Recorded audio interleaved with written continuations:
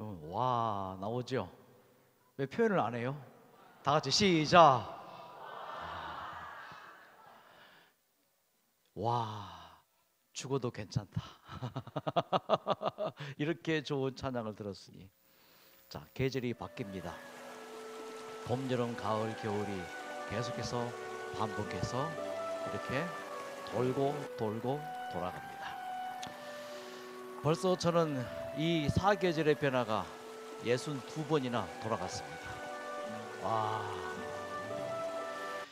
질문, 누가 이길까요? 남북한 전쟁하면 누가 이길까요? 철수하고 영희가 싸우면 누가 이길까요? 영희? 왜 영희가 이길까요? 여자니까. 맞습니다. 그러면은 질문할게요. 권투 선수하고 소방수하고 싸우면 누가 이길까요? 소방수가 이겨요. 왜? 소방수는 물불을 안 가리니까. 그럼 소방수하고 맹인이 싸웠습니다. 누가 이길까요? 맹인이 이겨. 왜? 배는 게 없으니까. 그러면은 권투 선수, 소방수, 그다음에 맹인, 이 세 사람이 한조가 되어서 이 한 사람을 못 이겨요. 어떤 사람이 이겨요? 죽기를 각오한 사람. 그럴까요? 사생 결단 내는 거 죽기를 각오하고. 자, 그러면은 자, 집중. 암세포와 정상세포가 싸우면은 누가 이길까요? 누가 이길까요? 그때 달라요. 그때 달라요. 뭐라고요? 그때가 언제냔 말이에요. 그때 다른데 어떨 때는 암세포가 이기고 어떨 때는 정상세포가 이기고 그때 달라요. 그래서 이 연구소에서 실험을 했습니다. 인체와 똑같은 최적의 환경을 조성해 놓고 실험관에 암세포와 정상세포를 집어넣었어요. 인체와 똑같은 환경이에요. 살 수 있는 환경. 자, 그랬더니 실험관에서는 이게 실제 그 실험관의 암세포와 정상세포가 싸우는 장면입니다. 현미경으로 관찰을 했더니 실험관에서는 이렇게 저게 지금 정상세포예요. 이게 지금 NK세포예요. 암세포를 싹 처리를 하더래요. 어디에서요? 실험관에서는. 자, 그런데 사람 몸에 이제 암세포와 정상세포를 비교 연구해 보니까 사람 몸에서는 실험관에서는 100% 정상세포가 이겼어요. 근데 사람 몸에서는 어느 경우에는 그때 달라요. 저 까만 게 암세포인데 저 까만 암세포가 인체 내에서는 대부분 이기더래요. 그 이유를 보니까 실험관에서는 이 P53이 아주 잘 나오고 P73도 매우 잘 나오는 것이 17번 염색체 맨 끝에서 P53, P73이 잘 나와서 이게 암세포를 꽉 붙잡더래요. 이게 아포톡시스, 세포 자살 명령하는, 주기를 조절하는, 이게 나와서 실험관에서는 100% 암세포를 정상세포가 이기는 거예요.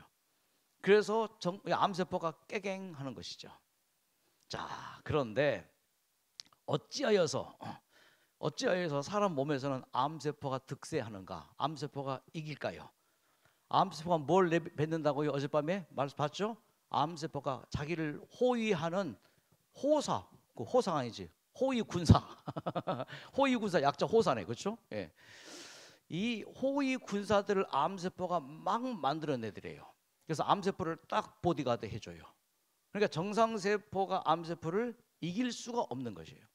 근데 이 정상세포가 이렇게 많이 지금 등장해서 암세포를 처치하는 거거든요. 이것을 일컬어서 면역력. 자, 그러면은 인체 내에서는 면역력에 문제가 있고 실험관에서는 면역력에 문제가 없단 말이에요. 가장 평온하니까. 여러분, 면역하니까 한 가지 좀 생각합시다. 이미 지나갔지만은 면역, 이제는 면역력이다. 언제예요? 우리 삶의 터전, 지구가 바이러스에 점령당했습니다. 감염당했었습니다. 그래서 이 코로나 때문에 얼마나 많이 우리가 힘들었습니까? 드디어 엔데믹 선언이 약 지금 2년 전에 이제 있었었죠. 불과 2년 전이에요. 엔데믹 선언한 지가. 그런데 코로나 겪으면서 뭐였어요? 속수무책. 자, 이 앵커의 말 들어보세요. 하루 확진자 수가 그때 10만 당시의 명, 뉴스입니다. 백신 이전으로 돌아갔고 일본은 오늘 2만 명 넘는 확진자가 발생한 재해급의 위기입니다. 그런데 지금 이 상황을 어떻게 해결할지 뾰족한 수가 이 상황을 어떻게 해결할지 뭐예요? 뾰족한 수가 있어요, 없어요? 이게 최첨단 현대의학의 한계예요. 그래서 그때 당시에 많이 나온 포스터가 이거였어요. 건강생활 습관으로 결국은 병원도 중요하고 다 약도 중요하지만은 결국은 이쪽으로 포커스를 싹 모았죠. 뭐예요? 국민들의 건강생활 실천. 그 목적은 뭐예요? 면역력. 이제는 면역력이다. 그러니까 우리의 인체 내에서는 뭐예요? 면역이 약해요. 왜? 식생활 잘못되었죠. 또 육체적으로 과로하죠. 정신적으로 피로하죠. 스트레스 많이 받죠. 그러니까 신체에서는 요 암세포가 이길 수밖에 없는 도움을 주더라 이거예요. 그래서 면역력을 키우기 위해서 어떻게 하라고요? 자, 음식을 잘 드셔야 됩니다. 운동을 잘 해야 됩니다. 마음가짐 요 세 가지가 중요합니다. 음식 첫째 입으로 들어가는 것, 물 잘 마셔야 됩니다. 그리고 뭐요? 공기 잘 호흡해야 됩니다. 그리고 뭐요? 절제해야 됩니다. 그 운동은요, 햇빛을 쬐면서 유산소 운동하고 충분한 휴식을 취하고 맑은 고기 마시면서 마음가짐에는 뭐예요? 우리의 성격, 인성, 이것 기질 이게 중요해요. 성격에 따라서 암 발병하고 안 하고 됩니다. 우리 에덴 요양병원에 한 지금 110여 명의 암 환자가 입원 중인데 성격에 따라서 암 걸리고 안 걸리고 돼요. 어떤 사람이 암 걸리는가? 주로 착한 사람이 암 걸려요.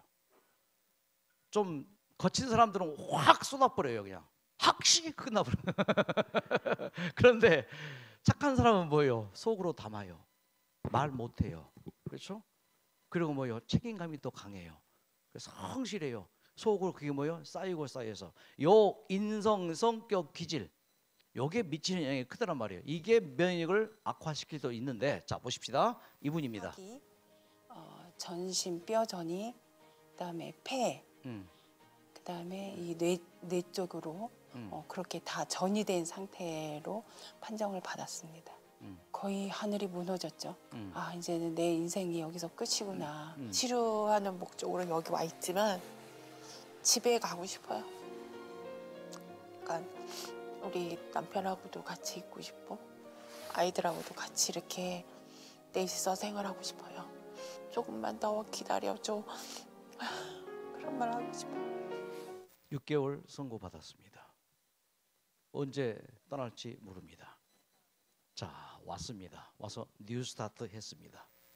6개월 후에 이렇게 되었습니다. 모두 천연 치료로 인하여 제가 몸이 많이 호전되는 거를 느꼈고요. 처음에는 여기 오는 거를 되게 망설였어요. 근데 딱 여기 오고 나서 간호사님들도 너무 저한테 많이 친절하게 대해주시고 특히 이 원목실에서 저희 그래서 그분이 지금 3년 지났는데 건강을 지금 많이 회복하고 있습니다. 거의 완치 단계에 이르렀습니다. 뭐예요?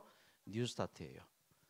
영양, 운동, 물, 햇빛, 절제, 공기, 휴식, 믿음. 이것은 결국은 면역력 상승이에요. 그 면역력이란 것 무엇인가? 치료력이 쫙 상승되고 확장되는 것이에요. 이것이 바로 뉴스타트이고 제7일 안식일 예수지림교회에 주어진 하나님의 기별이에요. 감사합니까? 가지고 있습니다.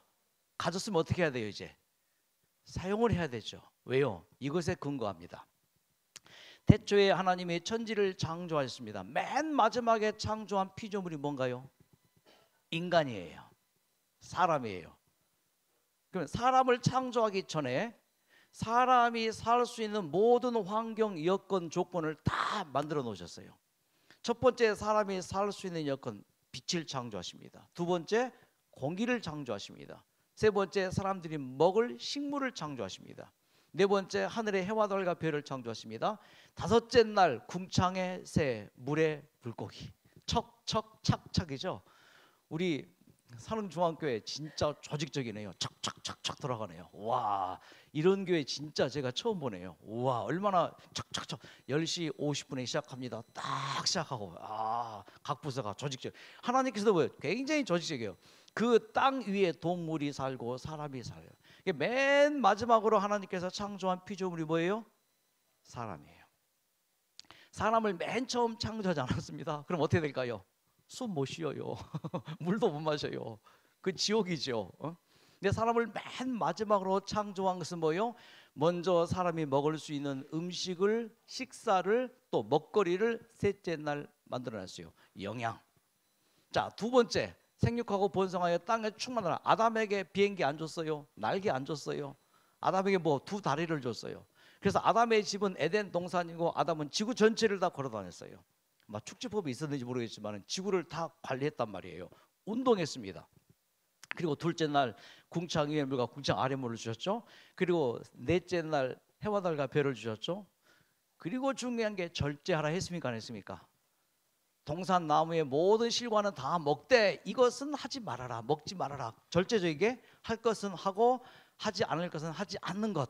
할 말은 하고 해서 안 될 말은 해서는 안 되고. 돌아가신 저희 선친께서 나 이런 말 안 하고 안 하려고 했는데 하면서 꼭 한단 말이에요. 아버님 그만하지 마세요. 이게 절제예요. 절제해야 됩니다. 둘째 날 궁장을 만드시고 제7일에 쉬셨죠. 휴식하셨습니다. 그리고 이 모든 걸 다 내가 만들었다. 그래서 요 뉴스타트 8가지 건강 원리는 언제 주어진 거예요? 태초에 창조하실 때 인간의 건강을 위해서 주어진 여건이에요. 그때나 지금이나 변함이 있을까 없을까요? 변함이 없어요. 자, 더 설명드립니다. You are what you eat. 내가 먹는 것이 나를 만듭니다. 살아있는 모든 것은 움직입니다. 움직여야 돼요. 운동해야 됩니다. 물, 아무리 모든 게 먹을 게 있고 움직일 수 있어도 물이 없으면 사람이 살 수 없습니다. 무인도와 유인도의 차이점 뭔가요?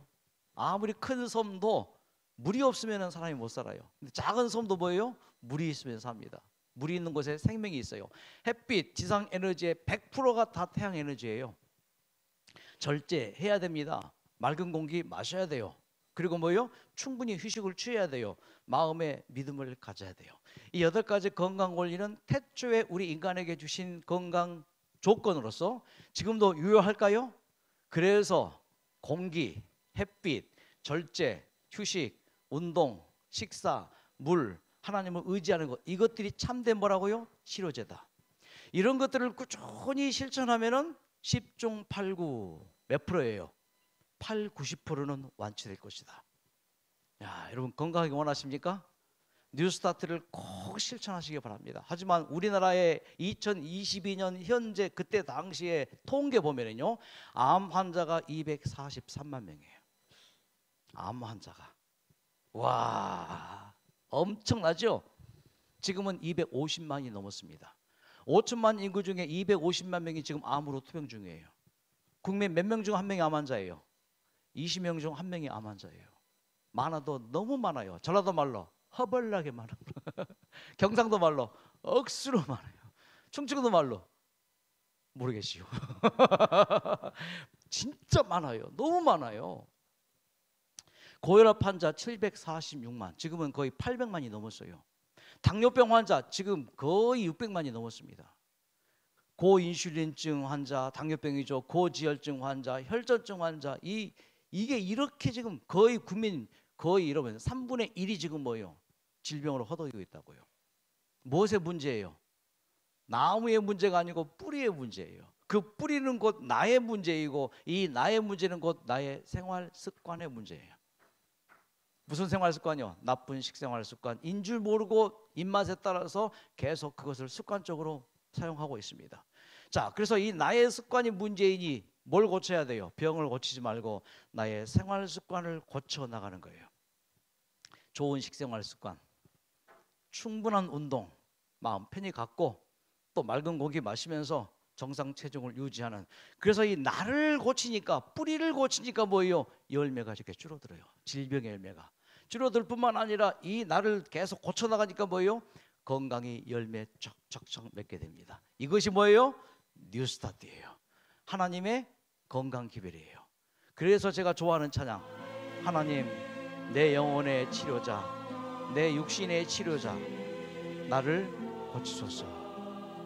나를 고치소서. 여러분 원하십니까? 현재 앓고 있는 병들이 있죠. 노환도 있고 고혈압도 있고 당뇨도 있고 어떤 분은 암에 투기 중이고 이런저런 육체적인 질병이 있다고요. 어떡하라고요? 하나님 나를 고쳐주시옵소서. 약은 못 고쳐요. 우리를 증상만 처리하죠. 뭘 고치라고요? 나의 뿌리를 고치게 해주십시오. 나의 생활 습관을 고치게 해주십시오. 그래서 암은 딱 세 가지 원인, 질병도 세 가지가 원인이에요. 자, 현재 나는 어느 쪽에 문제가 있는가 스스로 한번 판단해 보세요. 첫째, 음식. 과육, 폭간, 단짠, 야.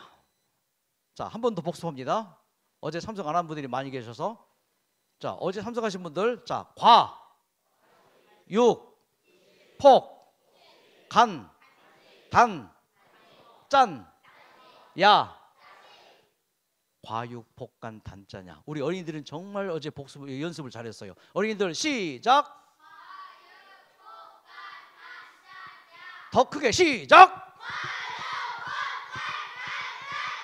우리 어른들을 향해서 다 일어나.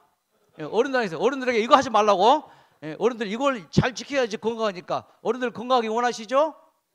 자, 저 방에서 시작.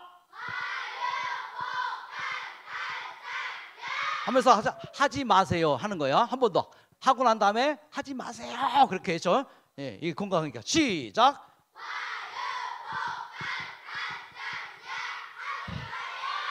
박수.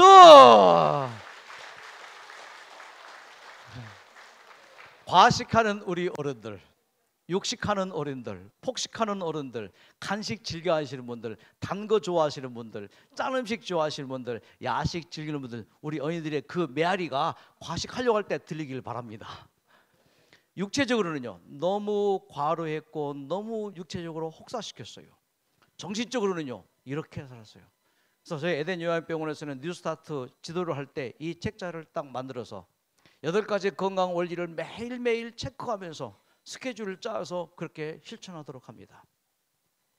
자, 과식 대신에 무슨 식? 소식. 육식 대신에 무슨 식? 폭식 대신에 무슨 식? 제가 천천히 서자예요. 서대도 천천히. 성씨와는 다르게 제가 성질이 좀 급해요. 하지만 음식은 천천히 먹어야 돼요. 간식 대신에 정식, 단 음식 대신에 담백한 담식, 짠 음식 대신에 싱거운 음식, 야식 대신에 주식, 낮에 먹는 거예요. 여러분, 음식이 얼마나 중요한지가 미국 최고의 암 연구 프로젝트가 이때 암과의 전쟁을 선포합니다. 1971년 닉슨 대통령이에요. 사인한 그 장면 사진입니다. 엄청난 연구비를 동원해서 세계 500여 명의 최고의 암 전문가들에게 연구비 줘가면서 연구를 하게 한 그 결과 이 두 분을 책임자로 임명합니다. 비숍 총장과 바무스 박사. 그때 당시의 연구가 지금 대부분의 암에 대한 자료예요. 그 중에 한 가지를 가져왔는데, 암은 메치오닌과 연관이 있다. 메치오닌이라는 게 있으니까 암이 쭉 성장해요. 메치오닌이 없으니까 암이 딱 멈춰요. 메치오닌이 뭔가, 우리가 먹는 단백질이 인체에 들어가면 아미노산으로 바뀌어요. 근데 꼭 필수 아미노산은 먹어줘야 돼요. 이 9가지. 이 아미노산이 우리 인체에서 하는 일이 이겁니다. 구성 요소가 되고 신체 기능과 항체 생산, 호르몬 생산에 매우 중요한 게 필수 아미노산이 이 9가지예요. 그 중에 한 가지 메치오닌. 이 메치오닌 한 일이 이렇게 중요해요. 간 해독, 지방간 억제, 스트레스 감소, 골격근 구성, 항산화 효과, 성장 효과. 그런데 이렇게 좋은 메치오닌이 어찌하여 암세포를 키우는 것이 되었을까요? 필요 이상의 많은 고 단백질 섭취예요. 과식이죠. 과식. 그래서 학자들이 요 메치오닌이 언제 많이 생기는가를 조사해서 그래프했습니다. 언제 암세포를 더 크게 만드는 메치오닌이 많이 발생하는가? 첫째, 우유예요. 우유. 서울 우유, 남양 우유 정말 죄송합니다. 하지만 이거는 현실이기 때문에 할 수밖에 없어요. 우유. 소가 진짜 풀 뜯어 먹고 햇빛 쬐면서 공기 마시면서 흐르는 신음을 마시면서 짠 우유는 아무 문제 없어요. 근데 어떤 우유를 말하는 거예요? 공장식 가축 사료 먹고 갇힌 우리 안에서 그리고 짜낸 젖을 말하는 거예요. 자, 우유를 섭취하니까 매충이 쭉 올라가요. 또 빨간 고기, 빨간 고기가 어떤 거 있어요? 소고기, 또 돼지고기 등등. 그리고 뭐요? 계란, 닭고기, 그리고 생선, 그리고 또 중요한 게 탄산음료, 통조림, 설탕 많이 들어간 거, 커피까지. 이런 걸 주로 많이 섭취할 때 매춘이 쭉 올라가서 암세포가 막 확장이 되는 거예요. 근데 매춘이 아주 적절하게 있는 게 이거예요. 다 곡식과 과일과 견과와 채소예요. 자, 이겁니다. 자, 중요한 것은 요 두 가지만 좀 언급하십시다. 왜? 현대인들이 이걸 즐겨하고 있어요. 지금 탄산음료하고 커피. 탄산음료와 커피는 고기를 안 먹는 대신에 이것은 아무런 생각 없이 먹는데, 탄산음료, 탄산주스 매일 마시면 유방암 발생 확률이 22% 증가된다고 프랑스의 한 대학에서 연구를 했습니다. 그러면서 탄산음료수를 6년, 9년간 꾸준히 먹는 사람들 10만 명을 조사해 보니까는 22% 유방암이 증가됐다는 연구예요. 왜? 탄산음료 속에 공통으로 들어가는 게 이런 것들입니다. 메틸이미다졸, 캐러멜 색소, 발암물질 등이 탄산음료 속에 들어있어요. 한 번 마셔도 아무 문제 없어요. 일주일에 2캔 정도 마실 경우를 말하는 거예요. 일주일에 2캔 정도. 하루에 이걸로 한 절반 정도, 약 100ml.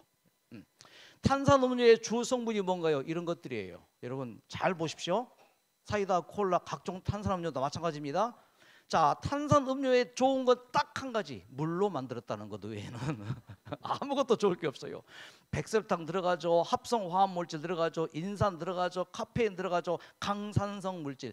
치아를 빼가지고 콜라에 담가 놓으면은 며칠 후에 치아가 없어지는가요? 일주일이면 없어져요. 녹아버려요. 이 강산성 물질 때문에 그래요. 콜라, 사이다의 주성분 이런 것들이에요. 쭉 한번 보세요.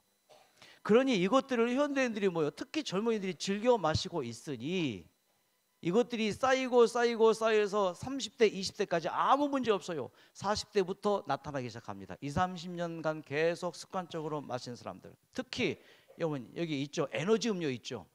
이 에너지 음료가 팔리고 난 다음부터 미국의 암 환자가 여러분 급증한 거 아시죠? 이거 그 자료예요. 에너지 음료가 많이 팔릴 때 그때 암 환자들이 50대부터 급증하기 시작한 바로 이 자료입니다. 어떻게 하시겠습니까, 여러분? 음료수. 그 음료수와 쌍벽을 이루는 게 과자예요. 과자, 식품 첨가물. 현재 우리나라에서 사용되고 있는 식품 첨가물은 약 650가지. 식품 첨가물에 대한 유해성 논란은 끊임없이 제기되고 있다. 식품 첨가물이 사용되는 것이 인간의 건강을 위하거나 또는 식품의 영양을 높이거나 이런 용도라기보다는 색깔을 내거나 인공적인 맛을 내거나 또 유통기간을 늘리거나 이런 목적으로 사용되어지기 때문에 과량 섭취하는 경우, 특히 어린이와 같은 과량 섭취하는 경우에 뿐만 아니고 소량을 지속적으로 섭취하는 것도 똑같습니다. 탄산음료 속에 뭐가 들어있다고요? 식품 첨가물이 들어가 있고 과자 속에는 더 많이 범벅으로 들어가 있습니다. 과자. 그래서 시중에서 가장 많이 팔리는 과자 10여 가지를 골라 어떤 재료를 썼는지 살펴봤습니다. 먼저 스낵 과자. 모양만 봐도 무슨 과자인지 알 수 있을 정도로 우리가 자주 먹는 과자들이죠. 그런데 알아보니 이것은 항산화제와 팽창제, 화학조미료 등이 버무린 밀가루. 자, 과자의 대표적인 성분 항산화제, 팽창제, 화학조미료. 이게 과자의 진실이에요. 과자 그 달콤함의 비밀은 결국 수십 가지의 인공 첨가물의 조합이었습니다. 게다가 이 첨가물들은 배설되지도 않고 30~40%가 체내에 쌓입니다. 면역력을 떨어뜨리는 결정적인 이유가 여러 가지가 있지만 그중에 빼놓을 수 없는 게 뭐라고요? 과자, 탄산음료. 여러분 탄산음료 아무런 생각 없이 시원하니까 속이 탁 트이니까 마시지만은 정말 조심해야 됩니다. 네. 자, 그리고 또 한 가지, 요 커피.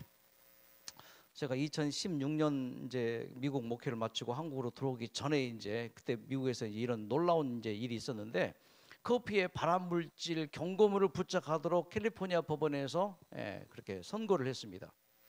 여러분, 커피는 발암 물질일까요? 항암 물질일까요?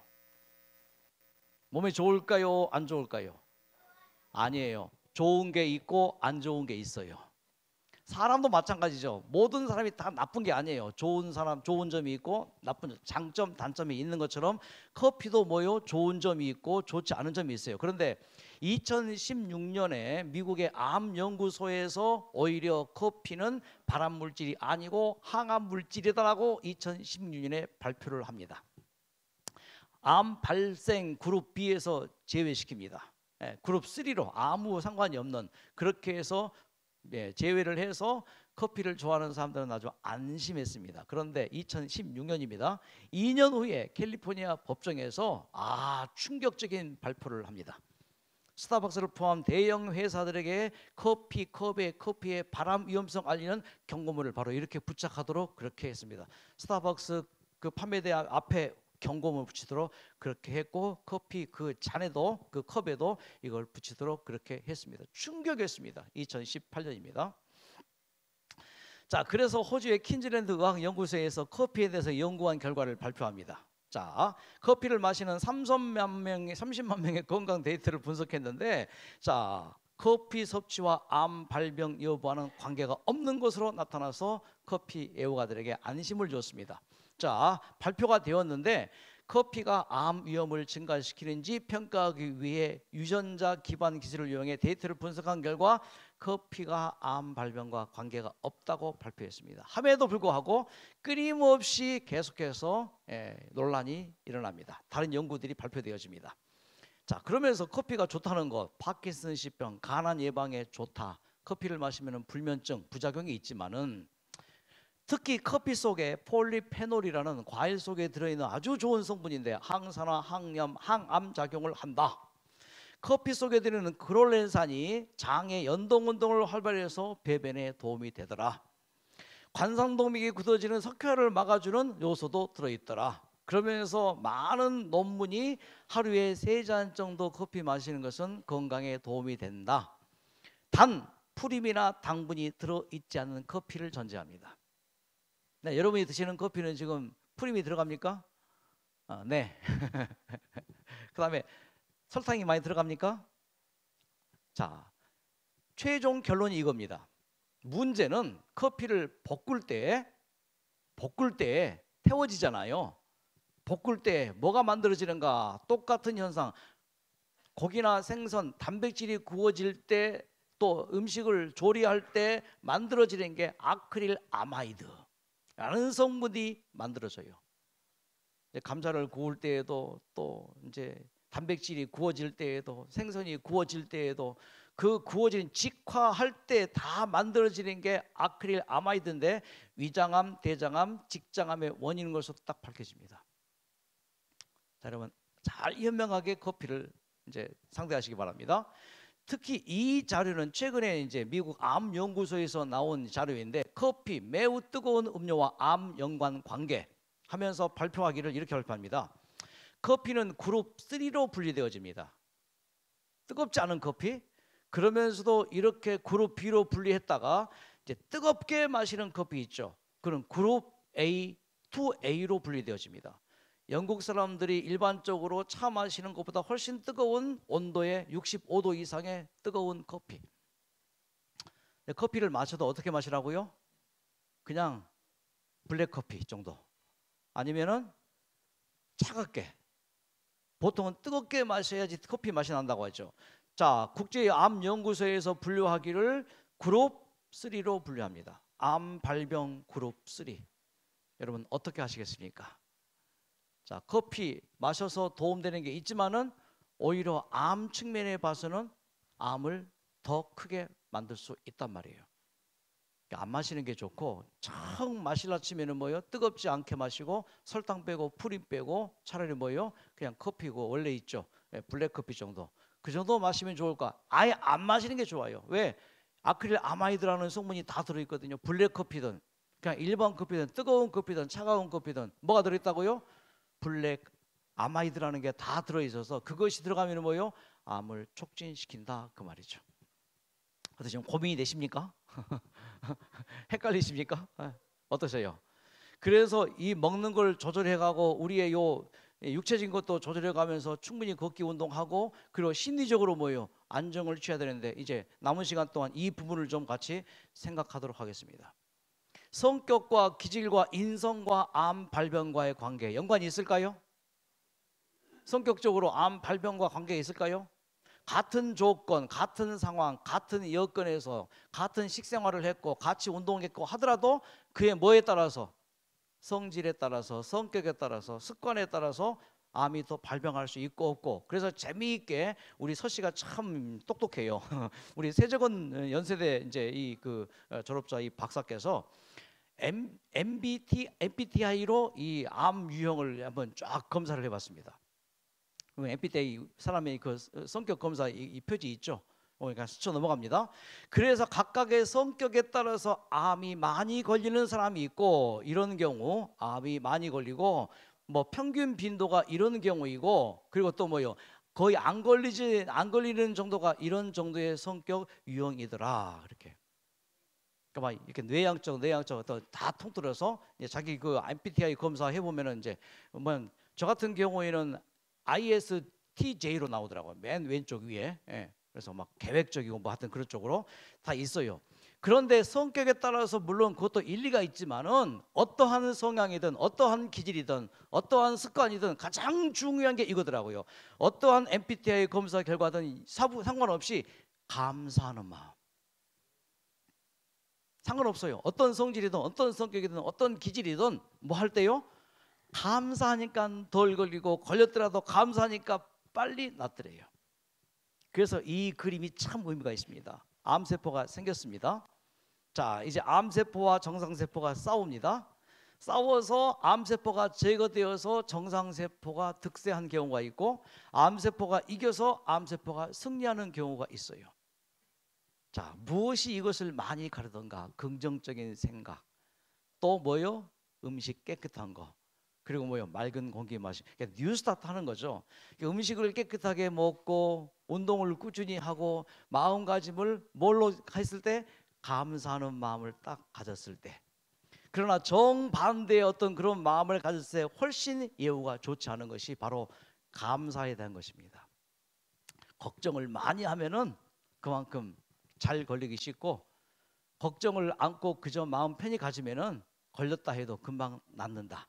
존슨 홉킨슨에서 발표하기를 사람이 도대체 무슨 걱정하는가 봤더니 40%는 실제 일어나지 않을 걱정, 30%는 지난 쓸데없는 걱정, 10%는 병에 대한 걱정, 진짜 걱정할 만한 것은 8%.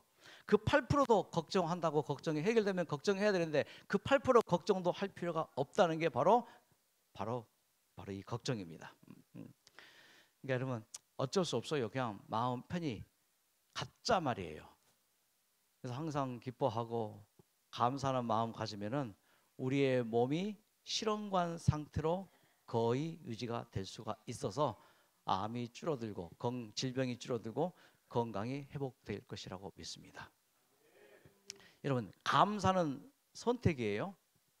자, 이 시상하부 있죠. 우리의 가장 중요한 이제 사령부입니다. 신체.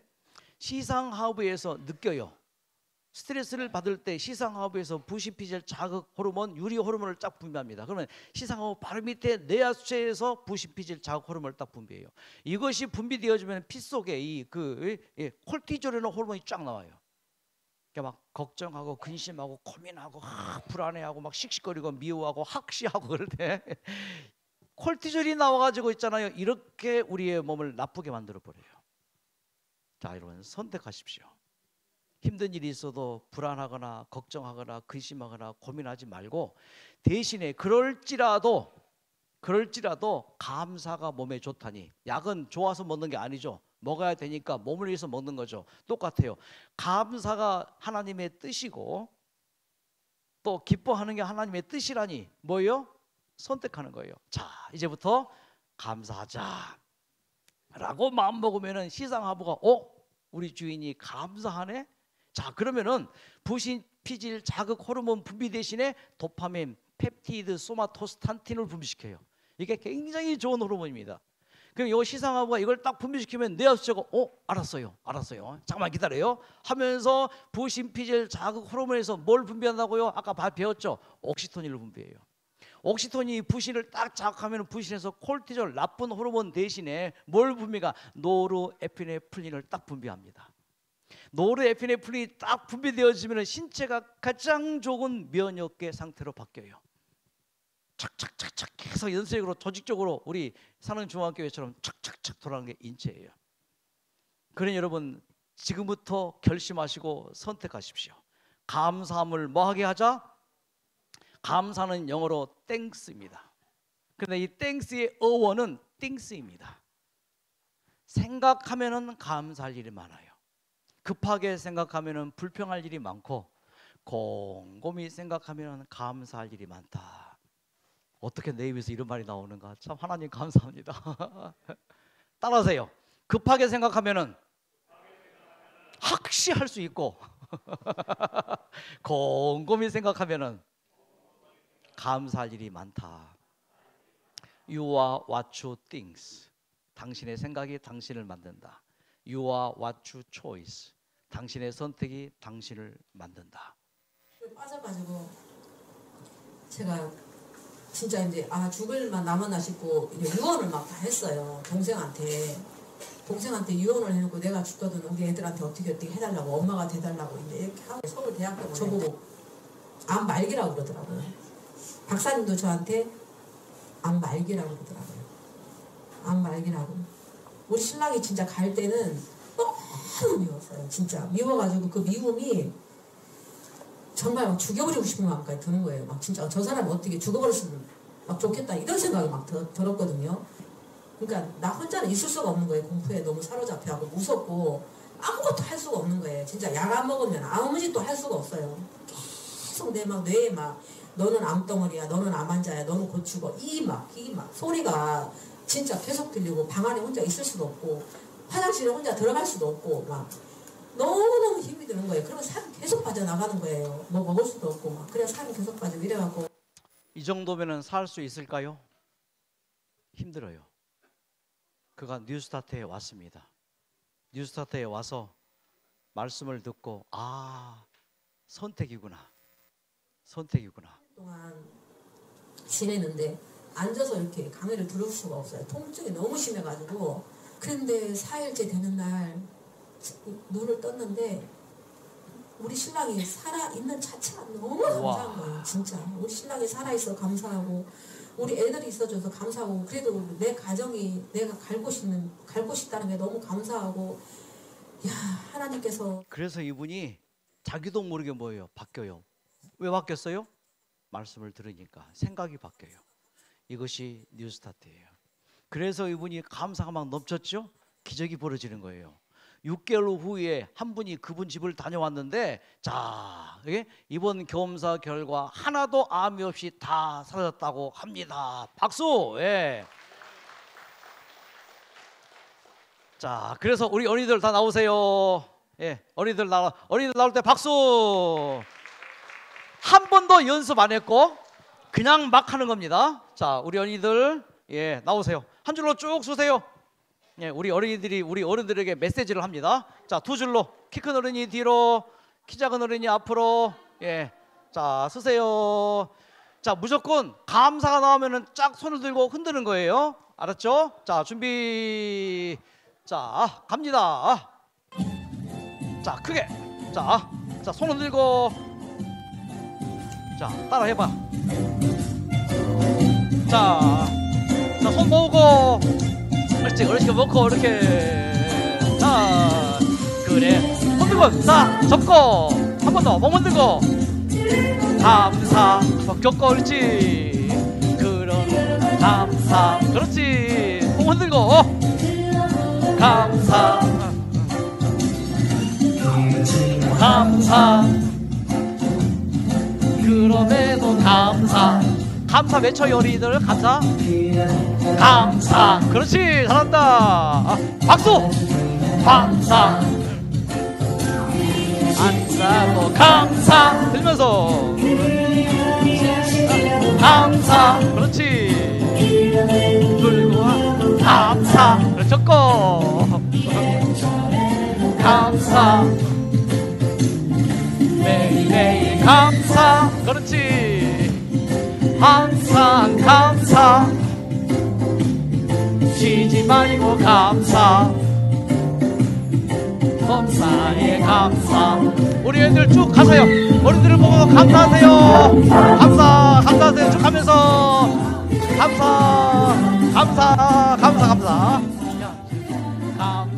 감사하세요 쭉 하세요 어른들 보면서 스톱 서로 이쪽 바라보시고 이쪽 보시고 보면서 이쪽으로 감사 이쪽 보고 저쪽 보고 하늘로 감사 어른들 보고 양쪽으로 감사 앞으로 오세요 앞으로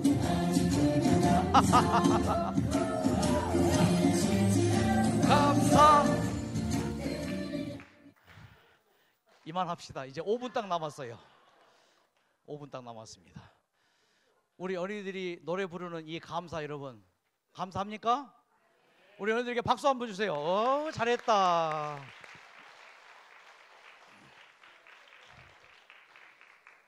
동물학자들이 개미를 연구했습니다. 개미가 겨울잠에서 깨어나는 연구를 했습니다. 이 개미 집에 수만 마리의 개미가 겨울잠을 잡니다. 그런데 연구를 해보니까는 가장 몸이 튼튼한 개미가 맨 위에서 잠을 자더래요. 개미 집 바로 입구 이것을 일컬어서 명명하기를 보초개미라고 명명합니다. 이 보초개미가 맨 위에서 잠을 자는데 우수와 경칩이 지나고 봄 햇살이 따뜻하게 비칠 때 그때 이 보초개미가 잠에서 맨 먼저 깨어나더래요. 그리고 기지개를 켜고 얼마나 힘들어요. 그 겨우내에 딱 얼어버리고 녹은 이 땅을 모여 막 파고 해짓고 딱 나오더래요. 그러더니 요 보초개미가 하는 일이 뭐냐면은 일광욕을 하더래. 탁 누워서 퍼지게 양 다리가 몇 개예요? 그 개미가 몇 개요? 8개인가? 쫙 벌리고 배를 하늘로 향해서 일광욕을 하더래요. 그렇게 한 1, 2분 하더니 따뜻해진 그 몸을 가지고 웅크리면서 빨리 내려가더래요 밑으로. 그리고 아직 겨울잠 자고 있는 동료 개미를 꼭 끌어안더래요. 꼭 끌어안으니까 동료 개미가 따뜻한 기운에 두 마리 개미가 올라와요. 두 마리 개미가 또 일광욕해요. 따뜻한 몸으로 또 내려가요. 두 마리가 두 마리를 안아요. 4마리 올라가요. 또 해요. 내려가요. 8마리. 기하급수로 개미가 줄을 서게 되고 줄줄이 일광욕하면서 뭐예요? 동료 개미를 탁 끌어안더라. 와, 그럼 뭘 의미합니까? 따뜻하게 안아줘야 돼요. 나에게 있는 따뜻한 사랑으로 아직 잠자고 있는 사람들을 안아줘야 돼요. 저는 이 자료를 이렇게 연결시켰어요. 예수님과 베드로. 베드로는 지금 잠자고 있어요. 영적으로 죽어 있어요. 예수님은 태양이셔요. 예수님은 사랑이셔요. 베드로가 영적으로 죽어 있는 것은 뭐예요? 최후의 재판정에서 예수님을 3번이나 모른다고 저주하고 부인했어요. 완전히 영적으로 죽은 거예요. 너는 개바라 했건만 자기의 사명을 잊어버리고 그렇게 예수님을 그 위기의 순간에 부정하고 말았어요. 부활하신 다음에 갈릴리 호숫가에 예수께서 섰어요. 초저녁부터 새벽까지 고기 한 마리 잡지 못한 제자들을 예수께서 바라보셨어요. 저 차가운 것들, 저 잠자고 있는 것들 어찌할까? 아이고 춥겠구나. 여기저기에서 나뭇가지를 주워 모아요. 그리고 모닥불, 숯불을 만들어 놔요. 새벽 미명에 얘들아 고기 좀 잡았느냐? 한 마리도 못 잡았습니다. 그물을 배 오른편에 던져라. 묵직하잖아요. 바닥바닥하잖아요. 그때 가장 눈이 좋은 어린 제자 요한이 주님이시다. 그때 올 스톱. 그때 베드로 며칠 전에 뭐 했어요? 베드로가 예수님을 모른다고 저주하고 3번이나 부인했어요. 그 선생님이 지금 나타난 거예요. 저라면은 그때 주저앉았을 거예요. 그물을 뒤집어 썼을 거예요. 쉿, 나 없다 그래. 했을 거예요. 그런데 이 베드로 어떻게 했어요? 생각보다 행동이 앞서죠. 겉옷을 집어 입고 뭐예요? 점프합니다. 100m 거리를 헤엄쳐 나가는 베드로. 헤엄쳐 갔는데 자, 베드로의 생각이 뭐예요? 내가 예수를 저주하고 부인했는데 최후의 만찬장에서는 다 주님을 버릴지라도 나는 언제든지 버리지 않겠다고 그렇게 주먹 쥐고 탁자를 꽉 쳤는데 내가 무슨 꼴이야? 가다가 힘이 빠져요. 갈릴리 바다까지는 왔어요. 왔는데 더 이상 갈 수가 없어요. 거기까지 베드로의 한계예요. 했는데 거기까지밖에 안 돼요. 했는데 여기까지밖에 내 신앙이 미치지 않아요. 베드로가 바닷가에서 주저앉아 있을 때에 제자들이 그물을 끌고 옵니다. 배를 끌고 와요. 그리고 그물을 놓고 6명의 제자들은 우르르 모닥불을 딱 아이고 따뜻하다. 그때 베드로는 차마 이 상태에서 더 이상 주님께 갈 수 없어요. 이런 베드로를 예수께서는 어떻게 취급하십니까? 잠깐 가만히 내버려 둡니다. 제자들이 놓고 간 그물을 집어들었어요. 그리고 그물을 열었어요. 그리고 할 일 없으니까 뭐요? 그 바닷가에서 젖은 몸으로 주저앉아서 물고기 마리수를 셉니다. 하나, 둘, 90, 100, 140, 150, 150 하나, 152, 153 하면서 눈물 범벅이 되었습니다. 내가 지금 예수를 어떻게 했는데? 그때 예수께서 베드로에게 오라, 춥지 불 쬐라, 배고프지 이것 좀 먹어라. 따뜻하게 주님께서 그 베드로를 안아주셨어요. 베드로가 뭐요? 드디어 잠에서 깨어납니다. 아무리 잔소리한다고 고쳐지지 않아요. 우리가 할 일은 뭐예요? 잘못한 사람, 나를 힘들게 한 사람, 나를 어렵게 한 사람 따뜻하게 안아줄 수밖에 없어요. 그래서 베드로가 이때 뭐예요? 이걸 느끼는 거예요. 예수님이 나를 이렇게 사랑하시는구나. 주님께서 배 불리게 하시고 몸을 따뜻하게 불쬐게 하신 다음에 딱 한마디 하죠. 너 나 사랑하지? 그거예요. 3번 똑같이 묻죠. 주님, 내가 진짜 주님을 사랑하는데 주님 사랑하는 말대로 살지 못하고 예수님을 그냥 저주하고 부인하고 말았습니다. 그때 베드로가 따뜻한 이 사랑을 느껴요. 주님의 사랑이 이 사랑이구나. 그 다음부터 진짜 베드로가 수제자가 되는 거예요. 그 다음부터 진짜 목사가 되는 거예요. 그 다음에 진짜 장로가 되고 진짜 집사가 되고 진짜 하나님을 믿는 백성들이 되는 거예요. 베드로가 눈물로 자기가 베드로전서 4장 8절 무엇보다도 뜨겁게 서로 사랑할지니 사랑은 허다한 죄를 덮느니라. 저는 이 하나님의 사랑을 받습니다. 이 하나님의 사랑 때문에 저는 감사합니다. 이 하나님의 사랑 때문에 기뻐요. 나는 부족한 죄인인데, 모자라는 죄인인데, 참 타다만 그 장작깨비 같은 그런 존재인데 주님께서 베드로를 이렇게 사랑하셨듯이 나도 또한 이렇게 사랑하시는 주님. 그래서 이 찬양을 참 좋아합니다. 하나님은 사랑이셔요. 무엇과도 바꿀 수 없는 하나님은 사랑이셔요. 내가 쓰러져 슬퍼 울 때도 크고 비밀한 사랑 하나님이 함께 하셔요.